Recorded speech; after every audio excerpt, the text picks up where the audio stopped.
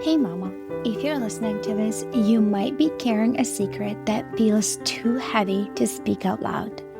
You look like you got it all together, you serve at church, maybe you even lead a Bible study.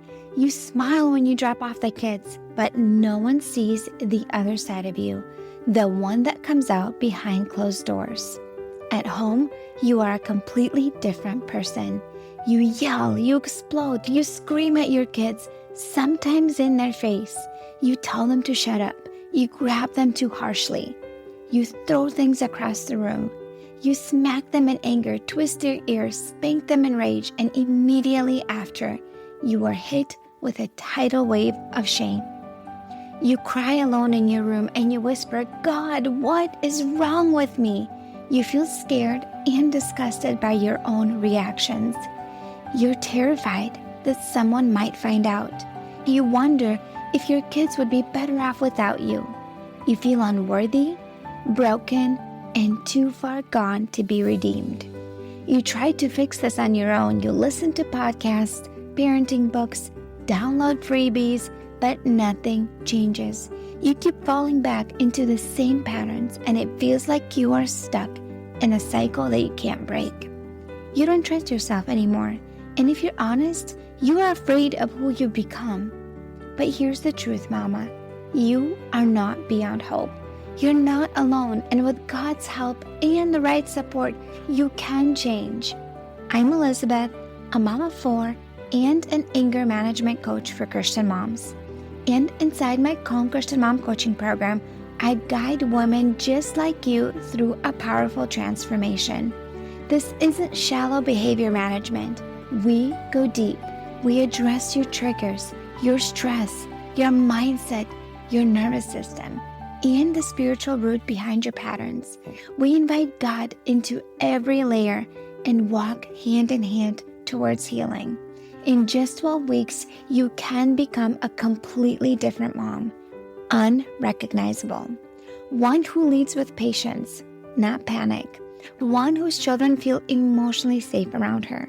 One who cultivates peace. This summer, I'm offering a Calm Mama strategy session, a powerful 15-minute one-on-one coaching session designed to help you uncover the root of your anger and receive spiritual, emotional, and practical support. It's your chance to experience what coaching is like with me before diving deeper into ongoing support. If we both feel like the full program is the next right step, we can talk about what that looks like for you. You don't have to keep living like this. Your family is worth healing, and so are you. Use the link in the show notes to book the Calm Mama strategy session.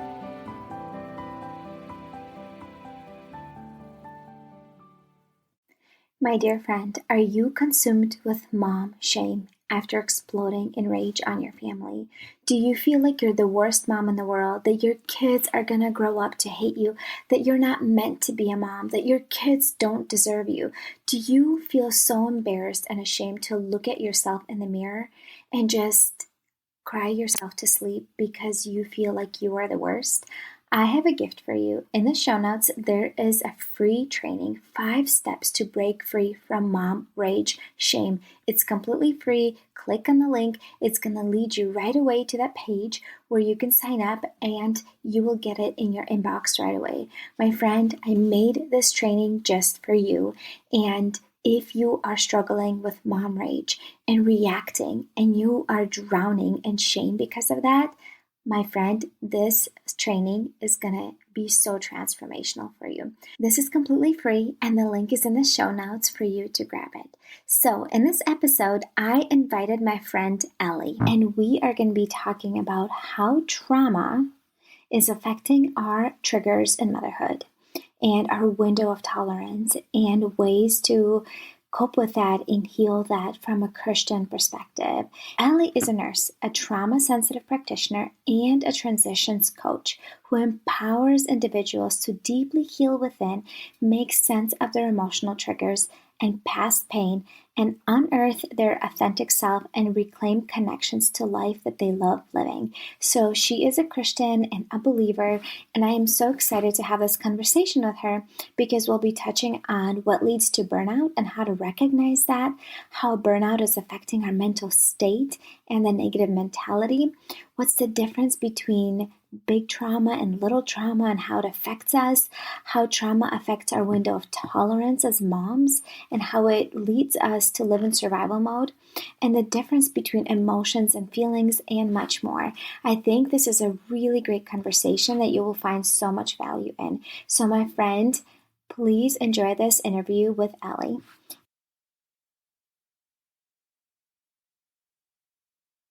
Hi, Ellie. Thank you so much for coming on Emotionally Healthy Legacy Show. Yeah, thanks so much for having me. Happy to be here. I want to do an icebreaker question. What is something that you've been loving lately? It could be something random that you do every day or something that you bought that you've been enjoying. I think the first thing that comes to mind when you say that is adding a little bit of bee pollen to whatever I'm drinking in the morning. So, like with my coffee, making my coffee and then throwing in a teaspoon of bee pollen there, or with my oatmeal, just sprinkling it in. It's something that I really enjoy because it has that sweet factor, but none of the honey or none of the sugars. And it's so good for respiratory health. So it's something that I actually kind of grew up with. I think a lot of people who are Eastern European are familiar with it, but it's something that I reintroduced and I've really enjoyed it. I've never even heard of using beet pollen and like as a substitute for a sweetener. Mm-hmm. I want you to tell us a little bit about yourself. So, like I mentioned, with the Eastern European descent, my family migrated from Russia when I was about 5 years old. And I come from a family of 5 kids, and I'm the middle child. So definitely lots of characteristics that come with that name are attached to some of my character. But I'm currently living in Minnesota and pursued nursing. I come from a family of nurses and something that I've really enjoyed, but I just kept hitting burnout from the beginning of nursing school, really just kept getting these places where I felt very exhausted and I wanted to give, but my container kept running low and I felt like life kept sucking me dry. And so I did quit nursing for a little bit and took a year off where I did some mission work and work in different countries and just provided medical care in that way. And I think that really opened my eyes up to just how holistic we are, that we have a mind, body, and a soul, and how much God wants to use all of that and redeem all of that. And so it was a very beautiful experience of coming in, doing medical clinics, but also getting to hear people's stories and some of the things that are attached to who they are, both the positive and the negative, and how their community affects them. And so after a year of doing that, I did come home and returned to nursing and started working with people who have different kind of autoimmune conditions. So anything where our body goes into so much stress that eventually it starts attacking itself with diseases like lupus or rheumatoid arthritis and different kinds of things. And so helping individuals to actually lower their stress and manage their diagnosis, because it is really exhausting to work through that. And there's a lot of pain and a lot of symptoms that you can't see on their body, but that they feel inside. And I think for me, once I came home, after all my travels and having this big world experience, I kind of started my own healing journey and started realizing there's some patterns that are happening inside of me that are not serving me anymore. And so that's where I started exploring more mind-body connection. And I got certified as a nurse coach, where it opened the doors for me to work one-on-one with clients, and then really got into nervous system work and just the nitty-gritty of how does trauma get attached? Where do those patterns come from? And how do we release that? And so just incorporating some more tools like Christian inner healing, and learned to serve my clients really powerfully so that they don't have to go through the things necessarily that I went through, but that they could also discover the freedom of living a life that they really enjoy. Yeah, that's really good. I want you to go a little bit deeper and say, like, what were you experiencing that you thought, like, okay, I need to do something about it? Like, what were the signs and symptoms that were showing up in your day-to-day life? Could you touch on that? Absolutely. When I talk about burnout, I think for me, it was a lot of giving. I love serving. I love seeing a need and jumping in, but I didn't know how to actually keep that inside of me. So I felt like, again, my love kept running really low, and I didn't have the energy or capacity to help people in the way that I wanted and to give them the love that I wanted. And so that was my first warning sign. I got to a point where I actually started getting resentful and irritated at people coming in with needs. And I felt like I was trying to protect myself because I really didn't have much to give at this point. And I felt like life was getting very chaotic. I just could never get a break. And I think what really got me was when I started realizing I wanted out from my own mind. I felt like I was living in my head, everything was chaotic, and I was having emotional triggers where little things would just set me off and they would bring me back to either my childhood or ways that I felt like I was not seen, I was not heard, no one cared for me. And so these thoughts really started circulating in my head. And I started realizing, okay, there's a lot of negativity living inside my head, and I need to find a way out. And I don't know how. I don't know how to crawl out of this hole because now I'm feeling very hopeless. And I know I have big dreams inside of me, but I have no idea how to connect to them. And I know people say that God has a lot for me, but I just can't see it. And so I was coming to this low point in my life where my energy was low and I felt like there was just not a lot of things going for me. It was just these cycles that I was running in, but it felt just like circles. And I wanted something different. I think there's a lot of people that resonate feeling the way you felt. You don't have kids, you're a single gal, and you noticed that you were having these emotional triggers that kept coming out. And I know for many of the women that I talk with, like when we're moms and we have kids around us, those emotional triggers come out on our kids and we take it out on the people we love the most. And so I want to talk a little bit about what is trauma coaching, because right now you specialize in that. The term trauma, I feel like, has been thrown around a lot recently in the last few years. Oh, I have trauma. Oh, you have trauma. So what is trauma and what is trauma coaching? Can we go a little bit deeper and explain this to somebody who has like no idea what it is? Yeah. I think with trauma, you're absolutely right. It's a definition that's really been blown up in our society. And in a way, that's a good thing. I think there's a little bit more awareness of what's happening in and around us. But one way that I like to describe trauma is there's the capitalized letter big T trauma and little trauma.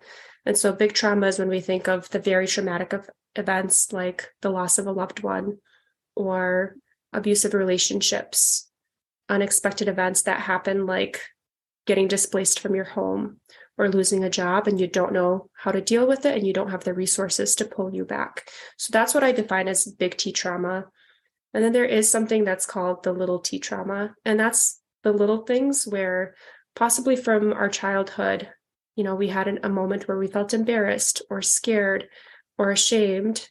And that part of us never got our needs met. And it was never met with the love and compassion that we needed. So it becomes a wounding and we keep reliving it. So an example that I like to use is if you weren't allowed to use your voice or speak up or push back when your parents or caretakers said something to you, as a grown-up, that shows up in having a hard time saying no, putting up boundaries, or when you do say no, there's this guilt and shame that comes over you because you haven't learned how to actually use your voice and have power behind that and the confidence behind that. And so I think with a medical background, when I think of trauma, another word for that is injury. And it's essentially an injury to our soul. And when we think of the mental health world and trauma in that way, and our soul is the part of us that is the most authentic version of us that God gave us. It's the thing that He created and called good. And it's the place that we all want to live out of. And there's injuries or traumas that prevent us from allowing that to fully be seen and known and loved and expressed within our world. Yeah. Yeah. You explained that really, really well. So, how does trauma affect our brain? I mean, like, I think we all know, like, the big trauma, those things really make sense. Let's say you lost a parent when you were a child, or, got in a severe car accident, or like right now in Ukraine, there's a war, like all those people are going through severe, big trauma, right? But like, how does it affect our brain and our emotional regulation and like the triggers? Because you mentioned you were being triggered and like you were doing too much and you're getting burned out, possibly because you were a people pleaser, you know? And so how does that trauma show up in our emotional dysregulation and our triggers? Can we touch on that? Because that is like the big thing that I talk on and teach mamas. And I think it would be helpful for them to understand, well, they're like, oh, well, I didn't really have anything happen in my life. Because like when I think about like my upbringing, yeah, we moved to the States when I was 9, but it didn't seem like super traumatic for me. I'm like, well, I didn't really like lose a parent. I didn't have like abuse or anything. So like, I don't feel like I would really live through trauma. So, but yet I still have triggers, right? Every day I still experience them and experience emotional dysregulation. So let's go deeper on that and touch on that. I know we just talked about the soul and how that's the most authentic version of you. That's the part of you that feels alive. It feels like it can give love, it can receive love. It's this container where we have capacity to handle stress. And so, with trauma care, and especially with nervous system regulation, that's called our window of tolerance. And so, whatever we have the capacity to hold, not all stressful events are traumatic. In fact, some stress is really good for us because that container that we have, that window of tolerance, it can be stretched and we can create more capacity. But with trauma, what happens is it's something that pulls us out of our capacity and we're not able to go back into that safety. And so it could be little events like you mentioned with moving. It could be transitions like moving homes, financial instability. It could be little nuggets of time where our body expressed or experienced some kind of stress and we weren't able to return back to that place of safety and live out of it. And so whenever we're pulled out of our window of tolerance, that's where our defense mechanisms start to play. So I know there's been a lot of conversations around I'm in flight or fight, or there's also the freeze coping mechanism. And so that's essentially, if you think of that container, it's kind of building walls up around that container, saying this is not safe for me to be myself. It's not safe for me to be fully seen. I don't feel fully heard. And so I'm going to build up a wall and I'm going to go either into fight, flight, or freeze. And again, those are actually good things. Those responses, when they happen in our body, they tell our mind to go ahead and release neurotransmitters, neurochemicals, hormones, so that we can actually get to action. So an example would be if there's a fire in the building and you notice that there's smoke, the smoke alarm goes off. Your instant reaction is, okay, do I either put out the fire, which is the fight, I'm going to run towards it, put it out, or is it too dangerous and I need to actually get out of the building? And so those are healthy things that our body does to protect us.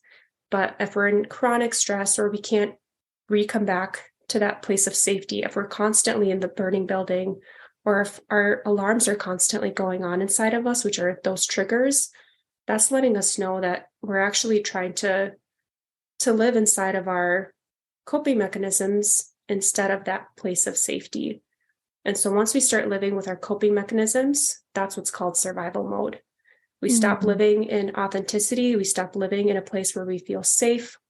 When you think of, again, where you can connect with people, where you can play, and you can just express yourself freely, this is the walls that keep playing. And so with triggers, that's essentially what's happening. It's a trauma response where your body's not able to return to your window of tolerance. And an example I like to use with triggers is kind of like children. It's when they have a need. If you think of an infant, if they're hungry, they're going to keep crying until you feed them, and you can try to change the diaper, you can try to rock them to sleep, you can try to hold them, but until you feed them, they're going to keep crying. And that's what triggers are doing inside of our bodies. When we're not meeting our own needs, or especially in childhood, when we had things that were said to us, things that were done to us, and we weren't able to process it or get that need met, we're going to keep triggering until somebody actually gets down to our level and meets that need. And with needs, I think in adults, it's a little bit different. It's needs for support. It's needs for not feeling lonely. It's a need for knowing that someone cares about us, or that everything's going to be okay. And it really comes down to, there's different ways of putting it, but there's 5 to 7 core basic human needs. And again, it's that need of belonging, safety, comfort, a peace that we need for us to move forward. And it's getting those needs met. And that's what triggers are actually trying to let us know, that we have a need that's not met and we need to tune in. So it's kind of like an alarm system letting us know it's time to tune in. Yeah, you explained it really, really well. I think I really like how you explained like about the needs and the alarm pretty much going off, right? Like, and if you keep, trying to deal with it in a way that's not actually helping, it's not going to address the actual root. So what kind of trauma do you help others with? Are we talking about big trauma? Or are we talking about like little trauma that, that seemed like, oh, it wasn't such a big deal when I was a kid, but it really was? I think with the healing that I do and the coaching that I offer, it often stems from both. And so the focus is not, do you have little trauma or big trauma? It's more of, how do we work with your triggers, and how do we teach you and give you the tools back into your hands and give you the resources, so that regardless of whether it's a really big trauma that you can't cope with, or it's a little thing that keeps resurfacing and keep coming up, how can we give you tools so that you have the resources to return to that place of safety that we all crave to live out of? And so one thing that I think a lot of clients mention is, okay, well, if I revisit all of my past traumas, if I touch all of my past pain, then I'll be healed, I'll be whole. And unfortunately, and fortunately, it's not like that. We don't have to actually go back and touch every pain point. I think it's important to do that, but it's not a connect the dots kind of a game where there's triggers, and as long as we connect to it, we're healed. It's actually considered more of like a downward spiral, where when we have trauma, it's going to affect us in different ways. And sometimes different areas of our lives or different seasons in our lives are going to bring up that trauma all over again. And so we can heal from the big pain of it. But then when it resurfaces, how can we have the tools to actually address it again, so that we're not jumping into our defense mechanism and living in survival mode? And so that's where I come in and help my clients get those tools, so that they're not dependent on someone and they're not feeling stuck. They actually have resources, and they have the capacity, and they know what it feels like to have that inner safety, so that they get really protective around it, and they can live out of that authenticity that we all crave. Yeah. And I think what people don't recognize is that if you don't do that inner work, how does this show up in your day-to-day life? You being reactive with your spouse and getting really triggered. Certain behaviors that they do or not do, or in a way that they respond or react, and that really triggers you. And let's say you shut down or you react and scream back at them. Same thing with your kids. Sometimes your kids do or not do something that you want them or not want them to do, and you are constantly reacting and screaming at your kids, or feel like you're about to just like explode in a ticking time bomb. I know you've worked with clients and moms that have experienced that. And can we touch on what was she experiencing in her day-to-day life with her kids? And when you worked through that trauma, what was the actual root that was contributing to the triggers? I absolutely love working with moms. Those are some of my favorite clients, just because you have a little one that you're often taking care of. And it's so easy to see how their nervous system reacts to your nervous system. When you're stressed, how much your kids pick up on that. when you're down, your kids pick up on that. And so I think with some of the clients for me that were moms, one thing that consistently came up was mom guilt of either having a hard time saying no, or when they say no and then they see their child have a tantrum, it was really hard for them to stay their ground and not feel like the bad parent. And so a lot of the belief systems that came back was the belief that people are either good or bad, or there's parts of us that we couldn't accept. And it's because sometimes either in our childhood or in the past, those parts weren't accepted with love. And so we just don't know how to react to them. We don't know how to come back and accept the fact that, hey, some days I'm going to have a bad day, or today I'm really tired. So how can I actually give myself compassion? How can I slow down, and how can I connect with my body? With trauma, I think a big word that's also being tossed around is dissociation. Dissociation is essentially when those triggers, those responses that we talked about, the fight, flight, freeze, they're starting to play for you, and you leave your body because it's now your defense mechanism. It's not your authentic self. And so whenever we do that for long times, that's essentially what dissociation is. And with moms, there's a lot of that happening because your hormones are out of whack. You haven't slept. You've had a huge life transition. You're trying to find meaning. And then another big thing is, I think a lot of us have this idea of who we want to be as moms. We want to be this loving, present mom that has fun with her kids, gets down on their level, has a home that's filled with laughter and joy, and you create memories, and time slows down, and you're just so focused on building and raising up little humans. But in reality, that's not what happens. And it's so frustrating because you had this idea and you know you have the capacity to do it, but looking around you, you're just so tired. There's a lot of fatigue. There's a lot of things coming up from your past childhood, or just explosions happening inside of you of anger or resentment. Feeling alone is a big one as well. And another one is abandonment from God. They feel that God is either very distant, or that he's just giving them a really hard child, or a really hard life. And that's not what they signed up for. And so it's dealing with those disappointments and trying to recognize, where is it actually your nervous system speaking? And where is that rooted? Where is that connected? And what is the truth here? And so it does come down to some more body work and pulling our body back in, so we're not dissociated and we're not living with disappointment or anger, but we're reconnecting to ourselves and what we want. I know for me, with triggers in kids is when I say something and they ignore it and they don't do it right away.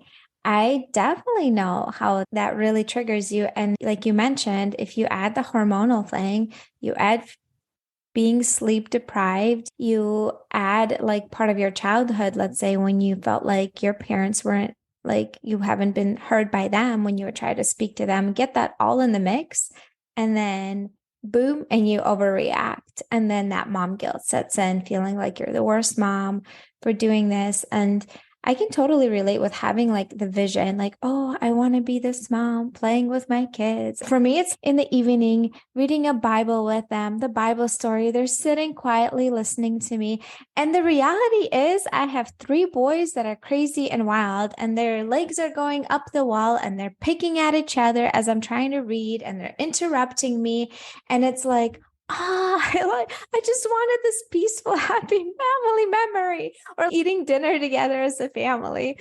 And you want to go around the circle and share about your day. And the reality is, like, they're just annoying their sibling. Their sibling is like freaking out. And it's like you have this vision and it's not what the reality is oftentimes. And then, yeah, that contributes to feeling overreactive. So I know that you do some somatic therapy. What is it? How does it help people? Can we go a little bit more in depth about that? Because I've heard of that term. I don't know a ton about it. So speak to somebody that has no idea what it is.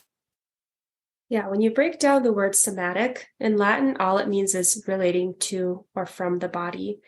And so somatic therapy is an approach that invites the body into the healing process. So again, if God made us mind, body, soul, We don't want to just focus on the body. We don't just want to focus on the soul and not just on the mind. And a lot of former therapy focused on the mind. So, some of the examples that you even described of the disappointment or frustration of expectations that were not met.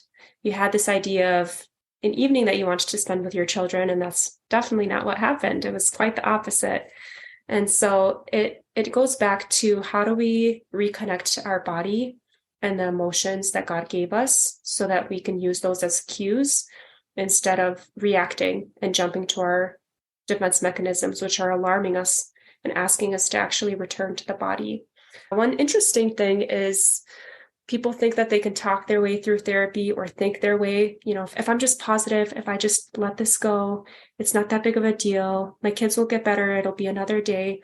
In a way, it's good. It's good to be positive, but that's actually not helpful for us. And they've done studies where when women are triggered, or just individuals, when they take a PET scan of your brain, your thinking brain is actually completely turned off in a trigger. So you can't really reason your way out because it's not really connected.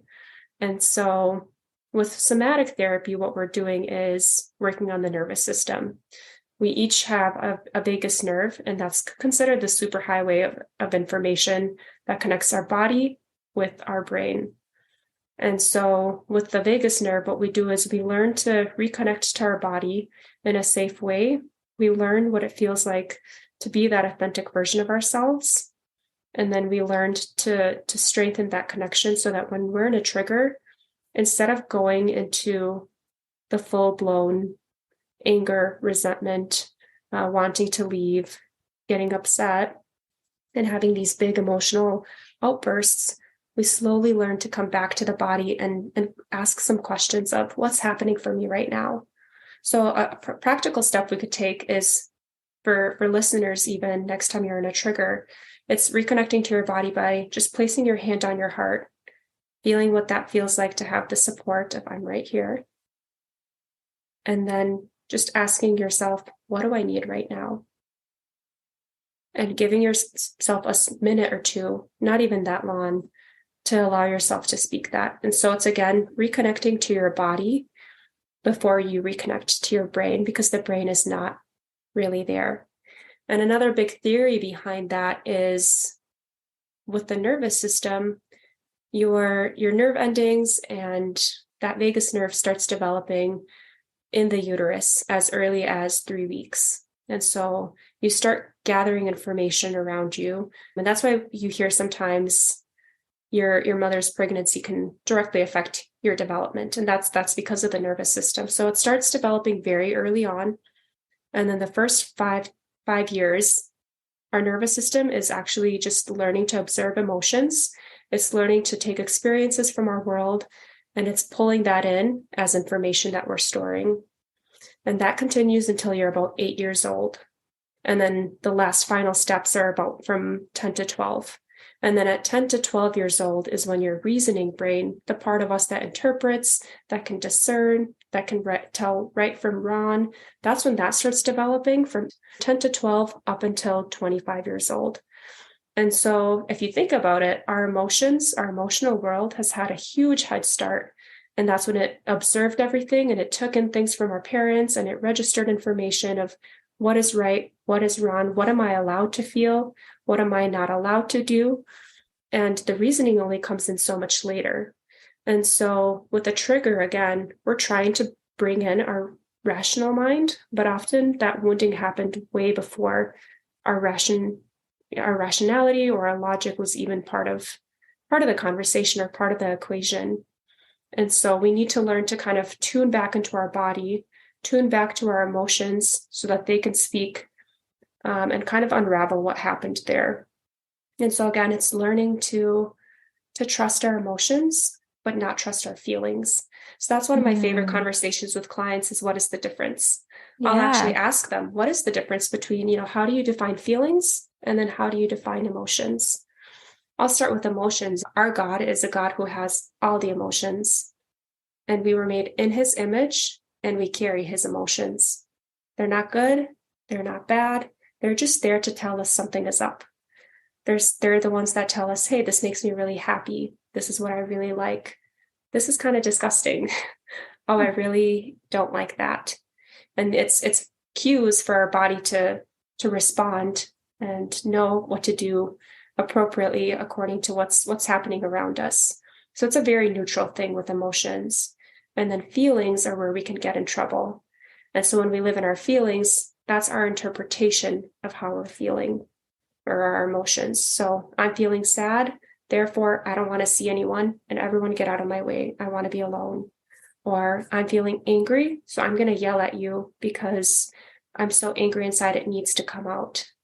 And so that's more the feelings of what do we actually believe? What do we think? What were we taught to think about our emotions? And so it's splitting the two and learning to live out of our emotions, which are connected to our soul, as opposed to our feelings, which is more of that mind that's, again, not really present when we're triggered. And so somatic therapy is just inviting all of that back in and allowing our body to be part of the process instead of judging our thoughts, judging our actions, and bringing in some compassion. Yeah, yeah. And I like that you touched on like the spiritual aspect. So how do you bring in faith and God and the Holy Spirit into your coaching as a believer, as a Christian? Because I know that people, our parents' generation, probably think it's weird and they wouldn't. And so I think people your in my generation, like millennials and maybe even younger, they're starting to learn a little bit more about this and be a little bit open-minded. And there's such a fine line between the new age stuff and Christian faith, because God did create our mind and our nervous system and our bodies and the soul and our spirit. So how do you incorporate faith in God into your coaching? That's one of my favorite things to do with clients is just facilitate conversations with God. And it's because I believe God is the ultimate healer. He's the great physician, but he's also the creator of every single one of us. And he knows what he's put inside of us. He knows our dreams and he knows what's the best version of us. If you think about who he redeemed, what he wants out of our lives, that's what he wants us to be living in that wholeness. And so for me, regardless of whether I'm working with believers or not, it's making sure I'm leading with what he's saying and being in tune with his presence. But one of my favorite things to do with clients is, again, facilitate that conversation of when you're feeling past pain resurface, or when you feel like God is distant in your trigger states or that he's mad at you, how can we actually invite him in and have him speak to your heart about who he is? And it comes into different forms of inner healing and different ways that we can facilitate that conversation. But that's where I'm kind of more hands off. And so I'll ask a few questions, but that's where God really shows up powerfully for my clients. And I've had a few examples of this where even going back to the Trinity and talking about where was Holy Spirit in that past pain? Where was Jesus? Where was Father God? And letting them speak and having your mind and your eyes opened to that. It's come out with people feeling God's love for the first time in their lives and knowing that Father God is with them, or that Holy Spirit is the great comforter. Because we can think about it and we can read about it all we want, but the thing that registers, or the thing that we get to take with us, is what we actually experience. And so it's creating these experiences in my coaching where we let God show up and we let him speak and we let him work with you out of the lens that he is your creator who deeply loves you, who wants to redeem everything in your life for good, and someone who is your greatest champion and who is present. And so it's removing some of the roadblocks of why we can't believe that, because we all experience that. I know that's my story too, of there's moments or areas in our lives where God is distant, or we see him through the lens of our parents. We see him through the lens of past experiences. So it's taking off and peeling off those layers so that we see God for who he is and actually allow his love to heal us. Yeah, yeah. I know you and I had a session, and it was, for me, I remember just you guiding me through feeling the weight of the burden that I had in my shoulders, and then pretending that I'm just visualizing that I'm just handing it over to Jesus and just giving it over to him. It just like felt like this lightness. It physically felt like so much lighter. And like, I remember I came in thinking my session's going to be at one topic and it ended up being completely different. And I felt like I cried so much, and you didn't even talk that much. And I didn't even talk that much. I was mostly quiet. And I was just processing all these things that I were going through in my life that felt heavy. And so it was just so good. I felt so much lighter and better after that session, and allowing myself to actually feel those emotions and process them, even though like I do this on a regular basis, but it was just different when you're also guided through it. This was so good. I want to ask you a question. What is one thing that you want the listeners to walk away with today? This mama that is listening to our conversation today, what do you want her to walk away with? I think it's something that I've already touched base on, but knowing that I do wholeheartedly believe that everyone can walk in the full freedom that they want. And that dream of motherhood that you had, it might have changed, but you have complete access to it. And so it's just uncovering some of those roadblocks and giving yourself some compassion by, again, doing something as simple as taking a deep breath when stressors come, or placing your hand on your heart and allowing your emotions to speak and clue into them, instead of constantly pushing yourself farther and getting into a place of disappointment. And so I've seen my clients in 3 to 6 months getting to a place where they actually get to experience the dream parent that they want to be. And it's amazing how their kids respond as well. Because when we're regulated, when we're safe, our kids feel that and they can feel safe. And that's how generational trauma actually gets healed. The things that your parents did, you have the choice to change that. And the dreams that you have inside of you are there for a reason. And they're usually good dreams, and they're usually from God. And so it just takes a little bit of time to unpack that, but it's 100% possible. Yeah. Yeah, that was really well said. Thank you for that encouragement, leaving us on an encouraging note. Where can the listeners connect with you if they resonate with this and they feel like you were speaking to them and they want to take the next step with you? Where can they connect with you? I'm currently offering one free session. So it's a consultation where you can jump into a coaching session, and we can unpack some of the things. And you can actually try either, again, allowing Holy Spirit to come in, feel God's love, or doing some somatic practices. And so that's something I'd love to offer to your listeners, is one free session just to get a taste of coaching. And they can find me either at freetolivewellness.com or my Instagram handle at Ellie Monj. That's ELLIEMONJ. And they can connect that way. Sounds good. Thank you so much for being here. This was a pleasure. Likewise. Thank you so much. Friend, go reach out to Ellie. You get a free call with her.